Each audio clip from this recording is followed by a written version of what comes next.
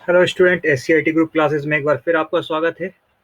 हमने last class में MS power point की क्लास को पढ़ा, उनके उन ऑप्शंस को पढ़ा है जो एमएस वर्ड से सिमिलरिटी रखते हैं। आज हम कुछ उसके नए ऑप्शंस पे पढ़ेंगे। यहाँ सबसे पहले मैं दिखा दूँ, एक छोटा सा मैंने यहाँ पर एक ओपन कर रखा है, प्रीडिफाइंड टेम्पलेट प्रेजेंटेशन है। ये क्रिएट है, एक क्विज का है, एक छोटा सा प्रोग्राम। एक बार इसको मैं प्ले कर देता हूँ, आप इसको देखें कि कैसे प्रेजेंटेशन क्रिएट किया हुआ है। Quiz show, how to use the quiz show templates, उसके बारे में लिखा हुआ है।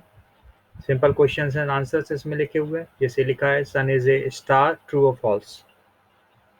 माउस का क्लिक करेंगे तो ये अपने ऑप्शन ट्रू को एक्टिव कर देगा। देन फिर माउस का click, what is the name of our galaxy, the Milky way.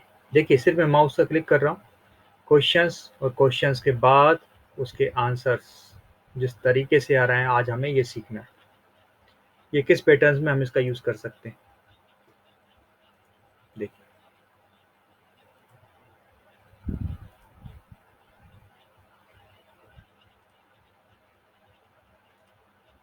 Mouse के क्लिक पर इवेंट लगे हुए हैं, एक माउस से क्लिक पर क्या होना चाहिए, ये प्रोग्राम कंप्लीट। इसी तरह का एक प्रेजेंटेशन आज हम क्रिएट करेंगे।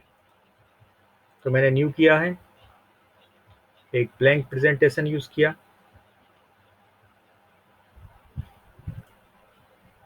अब ये एक वाइट पेज आ गया है मेरे सामने।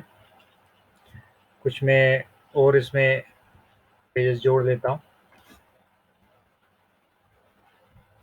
इसका लेआउट अलग है, ऊपर वाले का अलग है, तो ऊपर वाले का लेआउट भी उसी लेआउट की तरह बना लेते हैं। तो होम मेनू में जाकर हम इसके लेआउट को चेंज कर देते हैं। ये मैंने चेंज कर दिया, सबको कॉमन लेआउट्स के अंदर यूज कर लिया। यहाँ मैंने लिख दिया एचसीआईटी ग्रुप।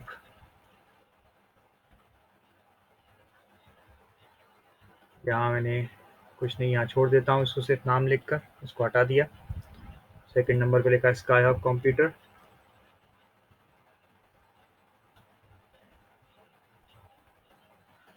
यहाँ पर एक छोटा सा टेबल क्रिएट करके डाल दिया। थर्ड पे देन फिर बीसीए टास्क, यहाँ मैंने चार्ट डाल दिया।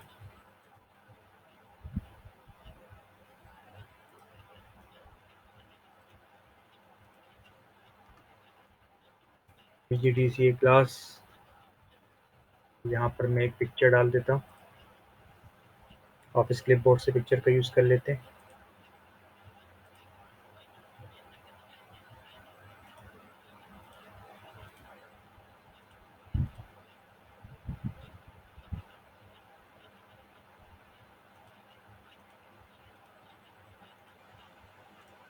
इस पिक्चर का यूज कर लेते हैं।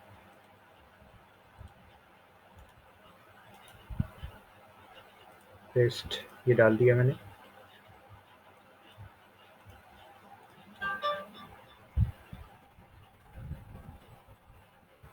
रख, मैंने एक 5 स्लाइड का एक छोटा सा प्रेजेंटेशन बनाने की कोशिश की है।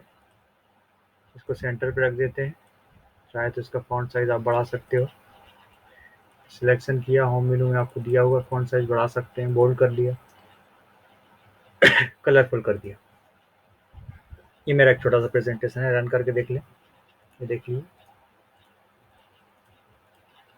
ठीक। चलिए हम सबसे पहले बात करते हैं डिज़ाइन मेनू की। जैसे कि आपको विंडो में दिखाई दे रहा है, ये डिज़ाइन मेनू है। इसके अंदर पहला है पेज सेटअप, जिसमें पेज सेटअप और स्लाइड ओरिएंटेशन, और दूसरा है कई प्रकार की यहाँ थीम्स दी हुई हैं। देखिए जब थीम्स पर जाते हैं तो मेरा पेज उसी थीम्स का हो जाता है जो पिछले पेज पर आपको दिख रहा है। ये देखिए, आप किसी भी थीम्स का यूज़ कर सकते हैं। उसके बाद में उसके कलर्स, फॉन्ट और इफेक्ट जो थीम में दिए हुए उन्हें बदल भी सकते हैं। बैकग्राउंड स्टाइल को चेंज कर सकते हैं और बैकग्राउंड स्टाइल को हाइड भी कर सकते हैं, मतलब थीम्स को हाइड भी कर सकते हैं। हम लाइन से सब चीज़ों को करते हैं। First page setup. Page setup में देखिए यहाँ लिखा हुआ है slide size for on screen, on show, letter, legal, कई तरह के पेजेस के बारे में दिया हुआ है। उसका विड्थ और हाइट भी दिया हुआ है।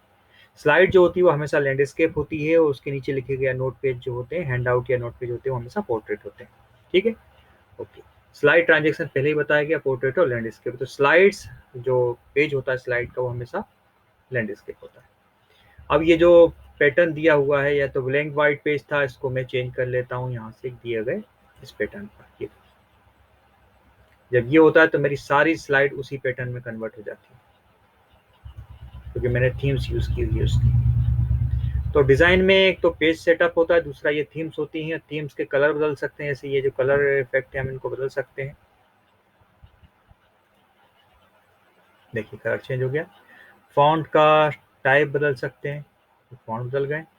अगर कोई इफेक्ट डाला हुआ तो इफेक्ट भी बदला जा सकता है। ये हो गया। बैकग्राउंड स्टाइल्स में आप चाहें तो ये बैकग्राउंड पिछला चेंज कर सकते हैं। ये मैंने बैकग्राउंड भी चेंज कर दिया। तो यहाँ सिंपल सा था, डिजाइन के अंदर पेज सेटअप करना था, इसकी थीम्स को बदलना था, थीम्स के कलर फॉन्ट इफेक्ट बदलना था, या बैकग्राउंड स्टाइल यानी पिछला बैकग्राउंड जो व्हाइट पेज था उसको चेंज करना था। आप बैकग्राउंड ग्राफिक्स को हाइड भी कर सकते हैं, तो ये जो ग्राफिक्स ऊपर आ रहा है ये हाइड हो जाएगा। देखिए ये ऊपर ग्राफिक्स आ रहा है ना, वेब चल रही है, वो हाइड हो जाएगी। तो सिंपल सा मेनू था डिजाइन, इसके अंदर सिर्फ थीम्स की सेटिंग्स होती है। अगले में जाते हैं एनिमेशन। अब एनिमेशन के अंदर देखें तो पहला है प्रीव्यू। अगर आपने कोई एनिमेशन डाला होगा तो उसका प्रीव्यू कैसा दिखाई देगा, यहाँ देखिएगा। अभी तो यहाँ नहीं चलेगा क्योंकि मैंने एनिमेशन को डाला ही नहीं है। अभी नो एनिमेशन है, यहाँ से एनिमेशन को चेंज करके अगर मैंने फेड कर दिया तो ये देखिए ये फेड SCIT किस तरह से आ रहा है। अगर मैंने वीप किया है, ये वीप हुआ। मैंने फ्लाई किया, ये उड़ता हुआ आया। और मैंने अगर कस्टम एनिमेशंस का यूज़ किया है, जो उसके ठीक नीचे दिया हुआ है कस्टम एनिमेशंस, तो मैं हर शब्द की एक अलग सेटिंग कर सकता हूँ। जैसे SCIT ग्रुप की बात कर रहे हैं, तो मैं स्लाइड की जगह ऐसी स्लाइड लूँ जिसमें एक से ज़्यादा मेटर लिखा हुआ, लाइक ये देख लीजिए, गुड लक एंड बाय। जैसे मैंने गुड लक को सिलेक्ट किया, और कस्टम एनिमेशन में जो राइट हैंड साइड पे जो दिख रहा है कस्टम एनिमेशन, यहाँ लिखा है एड इफेक्ट। तो यहाँ 3 प्रकार के इफेक्ट होते हैं। पहला, जब वो आता है, यानी जो टेक्स्ट लिखा है वो आएगा कैसे, एंट्रेंस। एम्फेसिस, जब वो आ चुका होगा तो क्या इफेक्ट दिखाएगा, यानी कि जब वो वहाँ रुकेगा तो क्या इफेक्ट दिखाएगा। एग्जिट, जब वो जाएगा तो क्या इफेक्ट दिखाएगा। तो मैंने गुड लक के लिए केसेस दे दिया कि गुड लक जब आए तो वह उड़ता हुआ है। देखिए यहाँ आप देखेंगे तो ये गुड लक जो है ये उड़ता हुआ आएगा नीचे से। अब आप यहाँ से प्रीव्यू करके देख लीजिए, ये गुड लक नीचे से ऊपर की तरफ उड़ता हुआ आएगा। ये देखिए डायरेक्शन है फ्रॉम बॉटम, जैसे यहाँ आपको दिख रहा है, यहाँ डायरेक्शन इसका लिखा है फ्रॉम बॉटम, और वेरी फास्ट, बहुत तेज आएगा। आप चाहो तो उसको स्लो कर दो तो गुड लक आराम से ऊपर आएगा, क्योंकि वो स्लो हो गया है। आप चाहो तो लेफ्ट से ले लो तो गुड लक लेफ्ट से आएगा। लिखा है स्टार्ट ऑन माउस क्लिक, तो आप यहाँ पर चाहें तो ऑटोमेटिक भी कर सकते हैं कि कुछ टाइम में खुद आ जाए, पर मैंने अभी माउस क्लिक किया हुआ है। तो एड इफेक्ट का पहला इफेक्ट डाला है मैंने इस पर, जब वो आता है। अच्छा, जब वो रुक जाता है तो क्या होना चाहिए, तो मैंने कहा एम्फेसिस, और एम्फेसिस में मैंने कहा कि उसका फॉन्ट ग्रो करे, बड़ा हो जाए। ये देखिए आप, तो फॉन्ट ग्रो होगा। तो जब वो जाएगा तो कैसे जाएगा, तो मैंने एग्जिट पे लिख दिया है। देखिए जरूरी नहीं कि एक मैटर के लिए हम सारी सेटिंग करें, अभी मैं एक ही मैटर पर सारी सेटिंग करके आपको दिखा रहा हूँ। डिसॉल्व हो जाएगा ये मैंने इसकी सेटिंग की हुई है। अब इसको देखें, आप प्रीव्यू को देखें तो आप देखिए क्या होता है। जब ये आता है लेफ्ट से उड़ता हुआ आता है, ये बड़ा होता है, ये डिसॉल्व हो जाता है। तो ये एंट्रेंस, एम्फेसिस और एग्जिट का इफेक्ट है। तो ये कस्टम एनिमेशन के अंदर ये इफेक्ट आते हैं। उसके ठीक बगल में क्या होता है कि जब एक स्लाइड के बाद दूसरी स्लाइड आती है, जैसा मैं F5 करके देखूं, तो एक स्लाइड के बाद दूसरी स्लाइड डायरेक्ट आ रही है, माउस से क्लिक पर एकदम आ जाती है। ये मेरे इफेक्ट हैं जो मैंने डाले हुए थे। मैं चाहता हूं कि एक स्लाइड के बाद दूसरी एक अलग प्रकार से आए, तो यहाँ ये लिखा हुआ है ट्रांजेक्शन स्लाइड्स। देखिए यहाँ पर ये ट्रांजेक्शन स्लाइड्स लिखा हुआ है। आप कई प्रकार के ट्रांजेक्शन में यूज कर सकते हैं।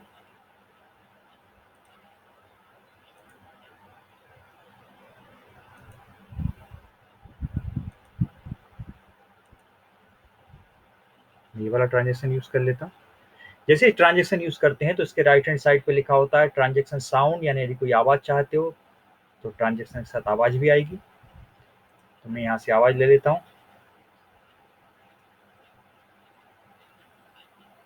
ये मैंने ड्रम की आवाज ले ली।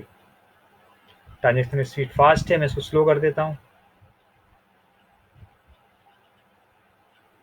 अभी तो ये एक ही स्लाइड पे चलेगा जिसका मैंने सिलेक्शन किया हुआ है CIT ग्रुप। अगर अब मैं चाहूँ कि ये सेटिंग सभी स्लाइड्स पर काम करे तो मैं अप्लाई टू ऑल को अप्लाई कर दूँ। नहीं तो हर स्लाइड पर स्लाइड ट्रांजेक्शन, यानी एक स्लाइड के बाद दूसरा स्लाइड का आना मैं हर स्लाइड के लिए अलग अलग कर सकता हूँ। एनिमेशन का लास्ट ऑप्शन है, उस पर लिखा है कैसे चलाना है। हमने कहा ऑन माउस क्लिक, तो माउस का क्लिक करना पड़ेगा। अगर मैंने ऑटोमेटिक ले लिया होता तो ये हर 2 सेकंड में चेंज हो जाएगा। मैंने 2 सेकंड कर दिया है तो हर 2 सेकंड में ये चेंज हो जाएगा। आप इसको F5 करके रन कर देख सकते हैं। मैंने F5 का बटन प्रेस किया।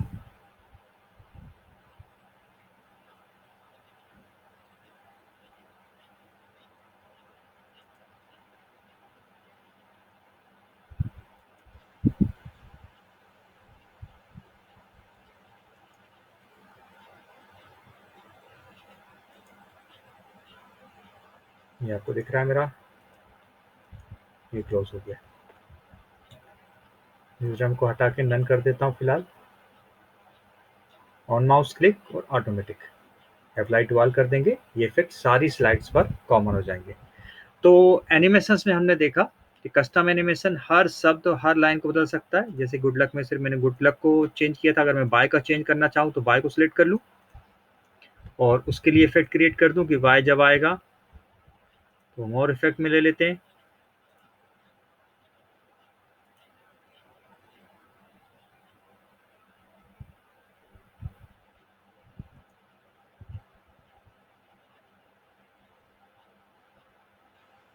ये देखिए नीचे से उड़ता हुआ आएगा।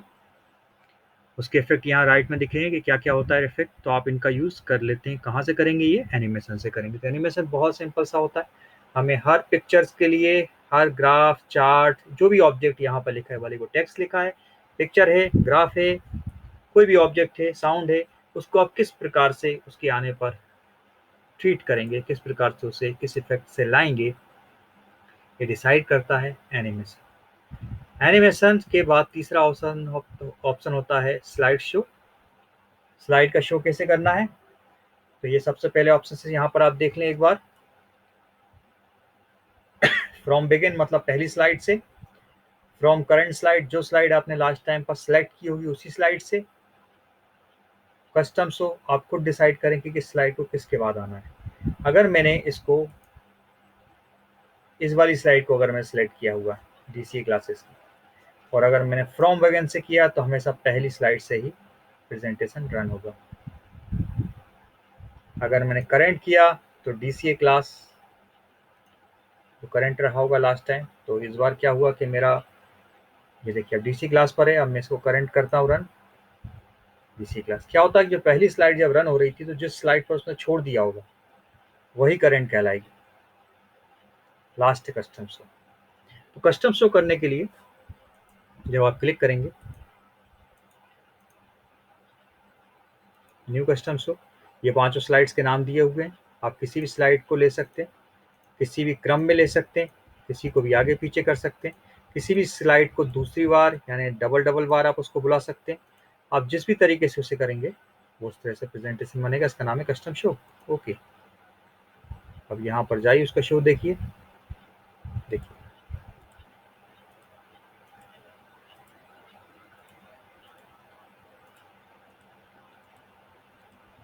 ये अगेन वही आ गया क्योंकि मैंने उसको दोबारा रिपीट यूज किया था। तो मेरा था ये कस्टम शो। यहाँ 3 प्रकार का हो गया आपका स्लाइड को शो करना। पहली स्लाइड से, जहां लास्ट टाइम छोड़ा था उस स्लाइड से, या फिर हम खुद एक शो क्रिएट कर लें। इसके बाद अगला ऑप्शन होता है सेटअप शो। सेटअप शो, यहाँ सेटिंग कर सकते हैं आप इसकी। जब क्लिक करेंगे तो सेटअप शो होगा। इसमें पहला लिखा है ऑप्शन प्रेजेंटेशन बाय स्पीकर, तो मैं यहाँ स्क्रीन पर स्पीकर की सहायता से देखना चाहता हूँ, मैं यही सिलेक्ट करूंगा। उसके बाद लिखा होगा show options, loop continuous until skip, जब तक आप स्किप की नहीं दबाएंगे, जब तक ये प्रेजेंटेशन चलता ही रहेगा, बार बार रिपीट होगा, बार बार रिपीट होगा, जब तक कि आप स्किप की नहीं दबाएंगे। अगर मैंने इस चेक मार्क को क्लिक किया है, अगर मैंने विदाउट नरेशन किया है तो मेरी जो आवाज़ प्रेजेंटेशन के साथ रन होती है वो नहीं आएगी, और अगर मैंने विदाउट एनिमेशन किया है तो जो मेरे टेक्स्ट मूव कर रहे थे, एक प्लेस से दूसरी तरफ उड़ रहे थे, वो सब मेरे टेक्स्ट नहीं करेंगे, डायरेक्ट एक बार में फ्लैश होंगे, उसके सारे इफेक्ट खत्म हो जाएंगे। ये विदाउट, आप पेन कलर का यूज़ कर सकते हैं, तो पेन जो लाइट पेन होता है इसका यूज़ आप बड़े बड़े प्रेजेंटेशन में यूज़ करते हैं, तो उसका कलर क्या है, यहाँ रेड है, आप यहाँ से उसका रंग को बदल सकते हैं। इस तरफ जाएंगे तो ये आपका होगा स्लाइड शो, क्या आप सभी स्लाइड देखना चाहते हैं, या आप स्लाइड को दे दीजिए कि मैं 7 से 10 तक देखना चाहता हूं, तो फ्रॉम 7 to 10 कर दूंगा। कस्टम शो, अगर मैंने जो बनाया था अगर उसमें देखना चाहता हूं तो मैं select custom show 1, custom show 2, 3, 4 use कर लूँगा। इफेक्ट एडवांस स्लाइड में मैनुअली चलाएंगे या टाइमिंग्स, तो मैंने उसको टाइमिंग ही ले रखा है, यदि है तो टाइमिंग का यूज़ करेंगे और ये काम हो जाएगा। ओके, तो ये सिंपल सा था सेटअप शो, यानी मैं सेटिंग कर रहा हूँ कि शो की सेटिंग कैसी होगी। देन उसके बाद जो दिया हुआ था वो था हाइड स्लाइड, आप किसी स्लाइड को हाइड कर सकते हैं। रिकॉर्ड नरेशन, जो मैंने अभी बोला था ना कि शो विदाउट नरेशन, कभी कभी आपने देखा होगा कि इंटरनेट पर कुछ प्रेजेंटेशन मिलते हैं, उसके साथ हर प्रेजेंटेशन के मूव करने के साथ एक आवाज़ ही व्यक्ति की चलती है जो उसको बोलता है कि ये इसलिए यहाँ लिखा गया है। तो वो अगर उस नरेशन को रिकॉर्ड करना है प्रेजेंटेशन देते समय, तो उसे रिकॉर्ड नरेशन का यूज़ करेंगे। इसके लिए माइक्रोफोन होना जरूरी है, जैसे इस समय मेरा माइक्रोफोन है जुड़ा हुआ है, तो मैं यहाँ रिकॉर्ड नरेशन को इसके साथ यूज़ कर सकता हूँ। क्लिक करूँगा, यदि क्वालिटी अनटाइटल्ड है 10 के भी रहेगा, ओके, माइक्रोफोन के लेवल को सेट किया जा सकता है। You can start recording narration on any slide. Do you want to start recording? हमने कहा ठीक है, जो करंट स्लाइड है वहीं रिकॉर्ड करेंगे। तो यहाँ मेरा जो स्लाइड चल रहा है इसके साथ मेरी रिकॉर्डिंग, मेरी आवाज़ भी इस प्रेजेंटेशन स्लाइड के साथ रिकॉर्ड हो रही है।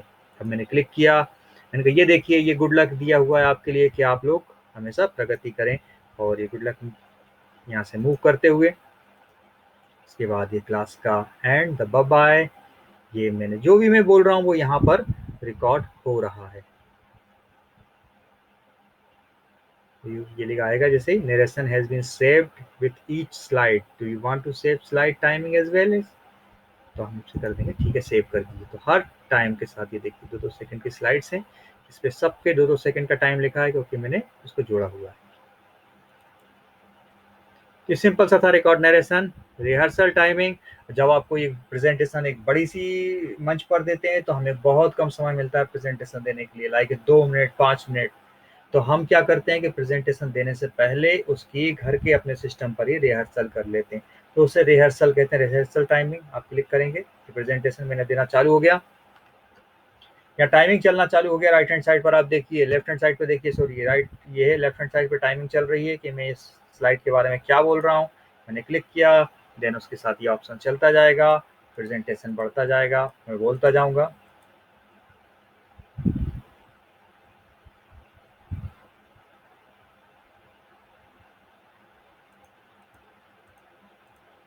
देखिए ये वही था जिसकी आवाज़ मैंने रिकॉर्ड की थी। इसने कहा 24 सेकंड में हमने प्रेजेंटेशन दिया है, और हर स्लाइड के साथ उसका समय लिखा है कि पहली स्लाइड को मैंने 14 सेकंड दिया, दूसरी स्लाइड को कोई टाइम नहीं दिया, तीसरी को कोई नहीं दिया, चौथी को कोई नहीं दिया, पांचवी स्लाइड को मैंने 10 सेकंड का समय दिया है। अब इसी के साथ मैं ये तैयारी करता हूँ कि प्रेजेंटेशन उस स्टेज पर किस प्रकार दूंगा, तो इसे बोलते हैं रिहर्सल टाइमिंग। आप यहाँ से इसका रेजोल्यूशन भी सेट कर सकते हैं, तो रेजोल्यूशन तो बाय डिफॉल्ट जो रहता है उसको वही रहने दें, अगर बड़ी स्क्रीन पर देना चाहते हैं तो वही रेजोल्यूशन बढ़ाएं, नहीं अगर आपने अपने सिस्टम पर प्रेजेंटेशन दिया और रेजोल्यूशन मैच नहीं हुआ तो स्क्रीन डिस्प्ले नहीं देगी। ये बहुत आसान से ऑप्शन इसके अंदर दिए हुए थे, इसका नाम है स्लाइड शो। अब जो मेरा व्यू मेनू के अंदर बचा था एक option slide master, hand out master और नोट्स मास्टर के बारे में, ये होते क्या है, ये वास्तव में एक ऐसी स्लाइड होती है जो एक सिंगल स्लाइड बाकी स्लाइड पर इफेक्ट छोड़ देती है। अब मैंने अगर कहा स्लाइड मास्टर, तो सबसे पहले इसकी शर्त होती है कि इसका जो स्लाइड का लेआउट है सबका सेम होना चाहिए। तो मैंने पहले भी देखा था कि मेरा इसका जो स्लाइड लेआउट था वो था टाइटल एंड कंटेंट्स का। ठीक है, टाइटल कंटेंट सबका था। अब मैं व्यू में जाता हूँ और स्लाइड मास्टर का यूज़ करता हूँ, और जो उसके ऊपर के टाइटल जो लिखे थे मैंने उसके साथ मैं एक सेटिंग कर देता हूँ कि भाई ये जो टाइटल्स आएंगे ये सभी टाइटल नीले रंग में आएंगे, बोल्ड होंगे,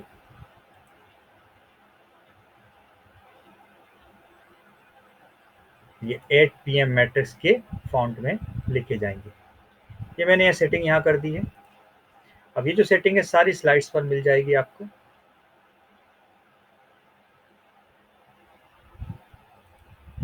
ये देखिए एससीआईटी ग्रुप चेंज, ये देखिए स्काई कंप्यूटर भी चेंज, डीसीए क्लासेस भी चेंज, डीसीए क्लासेस भी चेंज। ये मेरा वो आवाज़ जो मैंने उसमें साउंड को नरेशन की सहायता से रिकॉर्ड किया था। ये बहुत ही आसान होता है आपका। स्लाइड मास्टर हुआ, हैंडआउट मास्टर हुआ या नोट्स मास्टर हुआ, आप एक ऐसी स्लाइड, ऐसा हैंडआउट या ऐसा नोट्स बना लेते हैं जिसकी सेटिंग सभी स्लाइड्स पर आ जाती है, तो इसे बोलते हैं स्लाइड मास्टर। तो ये आपका सिंपल सा हो गया है आपका MS पावर पॉइंट। इसके बाद तो आपको सिर्फ अपना प्रेजेंटेशन क्रिएट करना है। लीजिए हमने मास्टर इसको क्लोज कर दिया। हमने पढ़ा होम मेनू, insert, design, animation, slide, review. यदि कोई प्रॉब्लम है तो आप मुझे कॉल कर सकते हैं। बाकी कंप्लीट वीडियो देखें, कोई समस्या हो तो पूछें, उसको लाइक करें। ये हमारा MS ऑफिस जो पेपर था वो अब कंप्लीट हो गया है।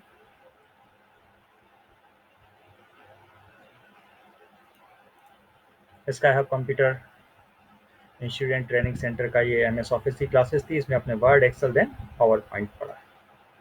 ओके, धन्यवाद, गुड लक।